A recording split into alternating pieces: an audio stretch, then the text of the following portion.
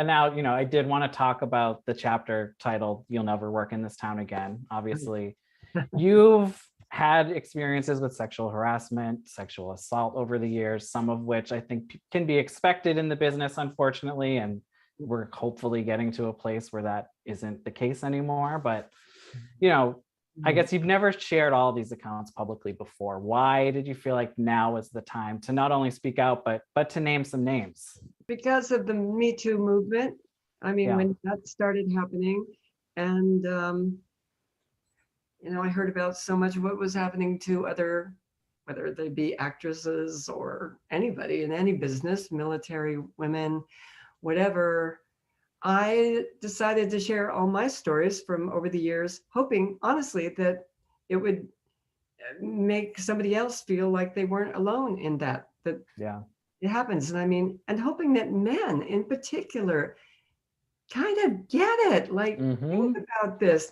And you go, well, why didn't you just leave? Why didn't you do this? Oh, hi, because I wanted a career.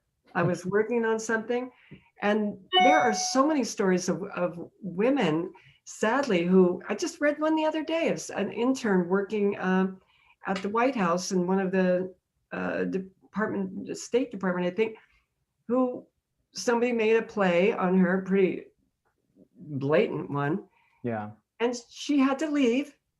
And that was her career was over. Right. The fact that the women are the ones being punished for all this when it's Yeah. such a power play, a sick, twisted dynamic. It's And you don't go up against those people. People go, no. did you report that? And about the particular thing that happened to me.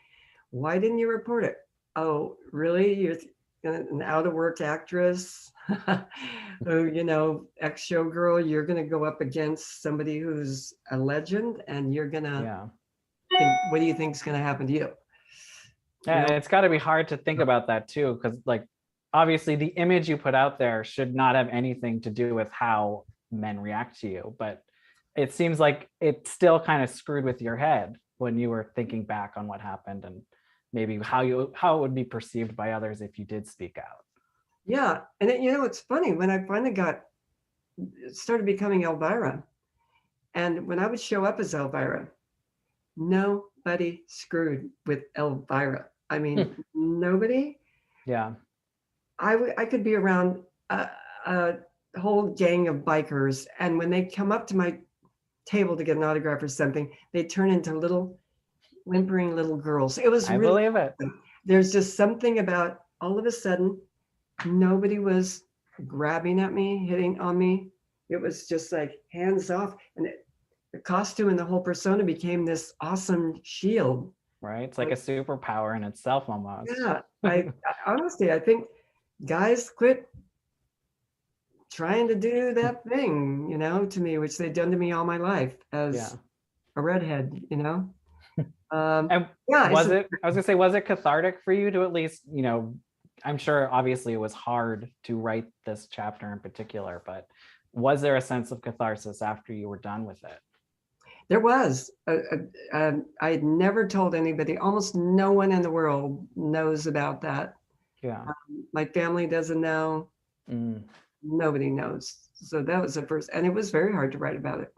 And I'm still worried about backlash. I mean, right, because obviously I'm talking to you before the book has come out, before it's been out there. We're gonna wait until the book is out to post this, but yeah. I'm sure. Are you worried or nervous about something, even though you clearly shouldn't be, because it's not your fault and people need to realize that. But you know what? They don't. I mean, sometimes don't. There are other celebrities who've done this kind of thing, and guess who gets blamed? Yeah. The girl. Yeah. I mean, look at our justice system right now, and Brett Kavanaugh. What happened to the woman that he did that? Where is she? What happened with her? He's on the court. Yeah, it's unfortunate. And it does, unfortunately, does fall on the women to speak out. And it's like, they shouldn't have to, and this shouldn't be a thing. And then you speak out, and I'm sure she gets nothing but death threats and threats on her family and called names. And it's like, hello, she was the victim. She was the victim. Yeah. I hope your fans are there for you when this comes out. I'm sure they will be. I know my fans will be. I know my Yeah. fans will be, because I mean, my hardcore fans are so loyal, so Yeah. they love me no matter what. So I know if they're really a fan of Elvira, I don't have to worry about them. There's the ones who like Elvira maybe just for her cleavage or whatever, Yeah. and they may be turned off.